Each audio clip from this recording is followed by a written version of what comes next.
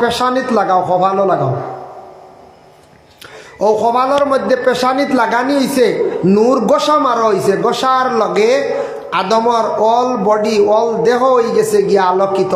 4 নম্বর বার রুহ ভিতরে দিছন, আর রুহ ভিতর থাকি বাইর হইছে না। সুবহানাল্লাহ। এর লাগি আদম জাতির গোটা দেহর মধ্যে যারা এরার আসর টইব সুজুদের আসর, কপালের মধ্যে সজদার আসর তাও। আল্লাহ আমার হেফাজত করক। হাসের লগে লগে শূন্যওয়ালাই উঠিয়া কইতা ইয়া রাহমুকাল্লাহ, আল্লাহ আপনার রহম করক। এটা মুসলমানের হক। এক মুসলমানে হাসি দিলে তাই আলহামদুলিল্লাহ হওয়ার লগে লগে শোনার লগে লগে আপনার আমার উপরে হক হয়ে যায় গিয়ে আমি জবাব দেওয়া। অন্য হাদিস দ্বারা আইছি মুসলমানদের মধ্যে 5টা হক। এর লাগি মহিলা হলে জেওরাত লাগাইতে পারবা, জায়েজ আছে। যে জেওরাতর মধ্যে কোনো বাজনা নাই, কোনো আওয়াজ করে না, এইভাবে জেওরাত মহিলা হলে লাগাইতে পারবা, কোনো বাক্কা টেকা দিয়া নাই, এটা জায়েজ নাই। আমরা লাগি জেওরাত টোটাল জায়েজ নাই।